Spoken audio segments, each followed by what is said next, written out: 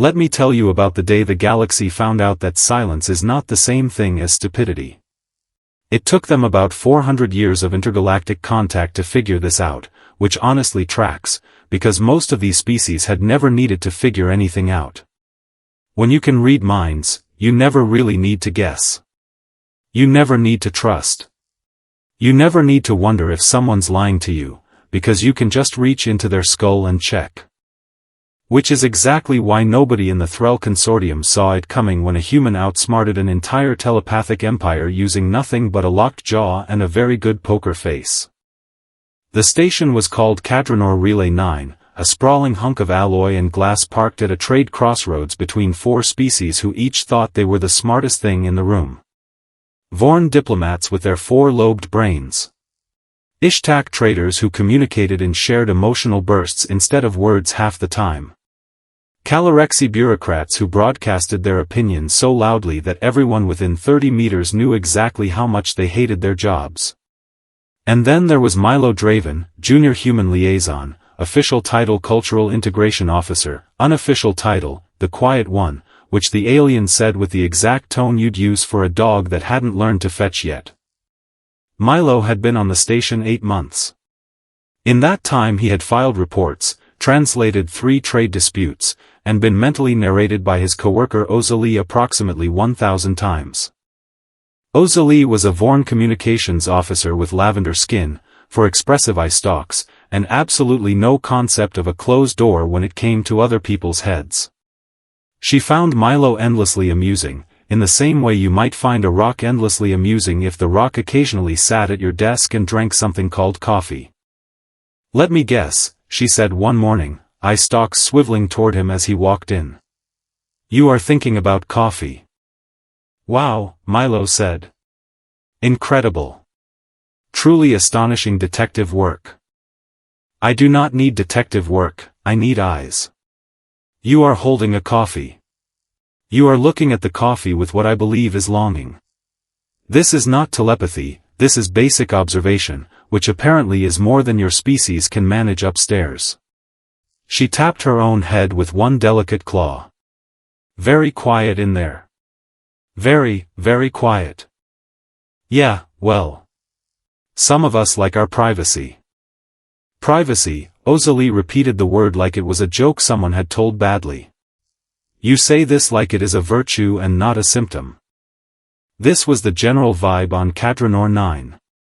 Every species that had ever joined the consortium had some baseline level of telepathy, ranging from full-on mind reading to emotional broadcasting to whatever the Calorexy did, which was less reading minds, and more shouting their internal monologue at a volume only other telepaths could hear.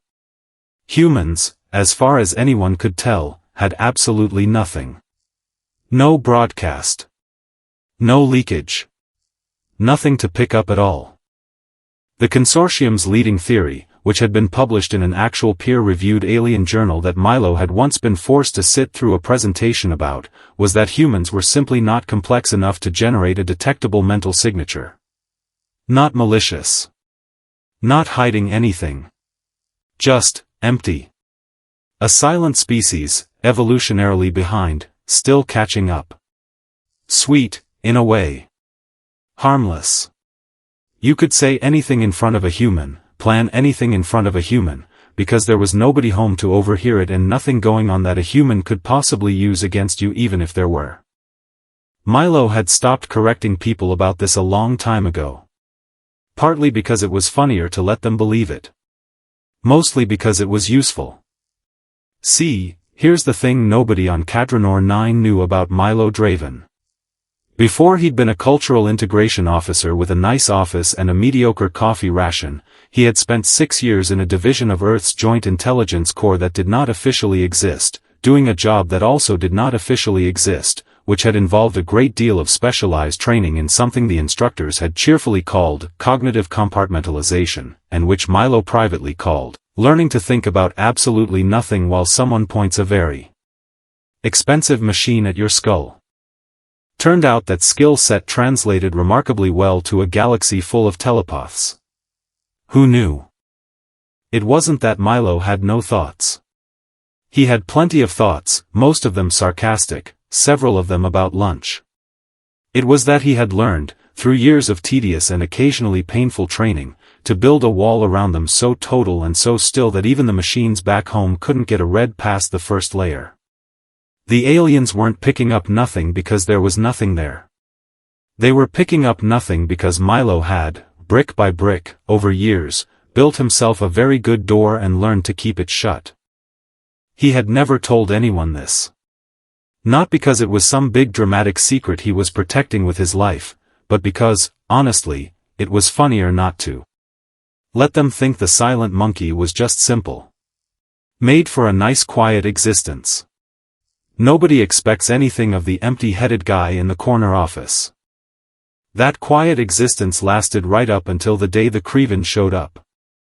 The Kreven were a fringe faction, exiles from a telepathic species that had gotten kicked out of their home system generations back for reasons that were, depending on who you asked, either war crimes or a difference of political opinion, which in Milo's experience usually meant the same thing. They arrived at Cadranor 9 under a false trade registry, took the station's minimal defense grid apart from the inside in about 40 minutes, and locked down all 4 docking rings before Station Command even finished their morning briefing. Their plan, it turned out, was simple. Hold the relay station hostage, seize the trade routes it controlled, and use the whole thing as leverage against 3 separate governments at once. Not a subtle plan.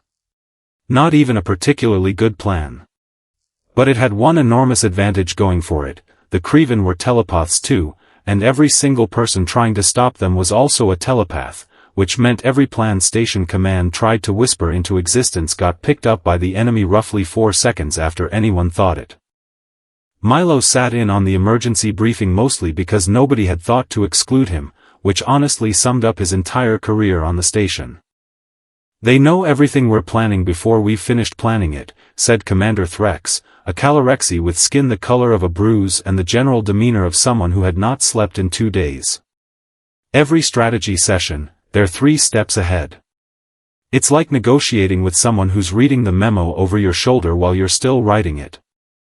"Because that is precisely what is happening," Ozali said, eye stalks drooping in a way that Milo had learned meant she was extremely stressed.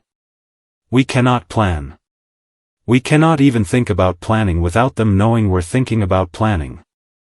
"What about non-telepathic channels?" someone suggested. "Written communication, sealed rooms. They will simply read the mind of whoever wrote the note," Threx snapped. "Or whoever received it.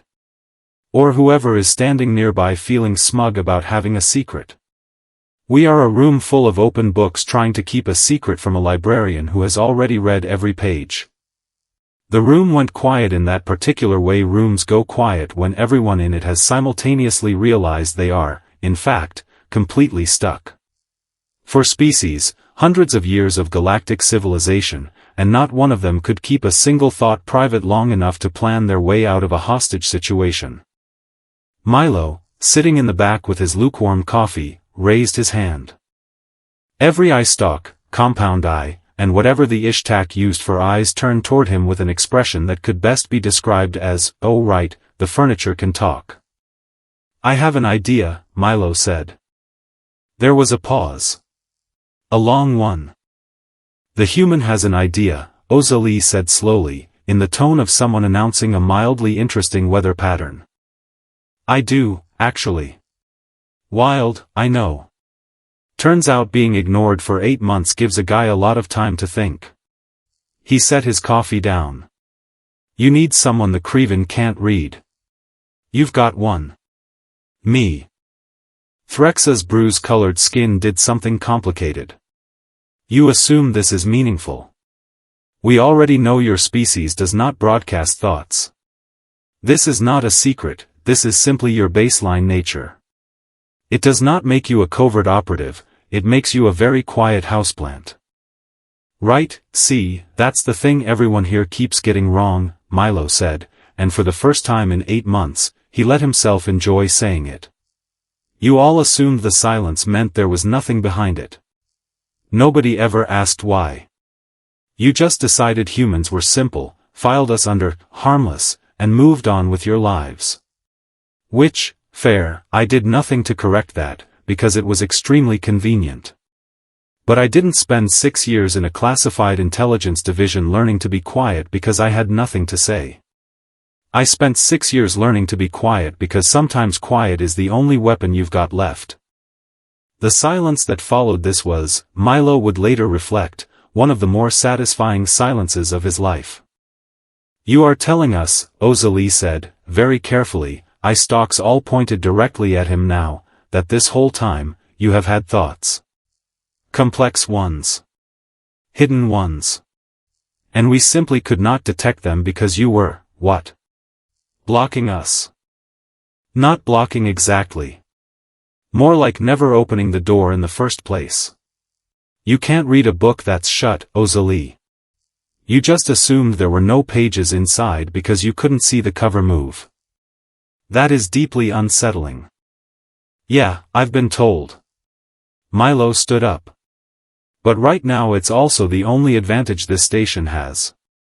The Creven can't read me because nobody can read me. Which means I'm the only person here who can walk into a negotiation, look them dead in whatever they've got for eyes, and lie through my teeth without a single flicker giving me away. You want a plan they can't see coming? I'm the plan. Commander Threx looked at him for a long moment, several competing emotions flickering visibly across her skin, because unlike Milo, Calorexy could not help but broadcast every single thing they felt whether they wanted to or not. Right now what she was broadcasting was something between desperate hope and profound discomfort at the idea of trusting the office plant with the fate of the station. Fine, she said finally. What do you need? What Milo needed, it turned out, was surprisingly little. A comm channel. A cover story. And about 20 minutes alone to put together the kind of plan that would have made his old instructors proud, mostly because it relied on the enemy's own arrogance doing half the work for him. The Creven leader was a rangy, sharp-featured being named Vrask, who had spent the last 6 hours reading every panicked thought on the station and getting steadily more smug about it. When Milo walked into the negotiation chamber alone, unarmed, hands in his pockets, Vrask's first instinct was to reach into his head the way you'd flip on a light switch. Nothing happened. Vrask tried again.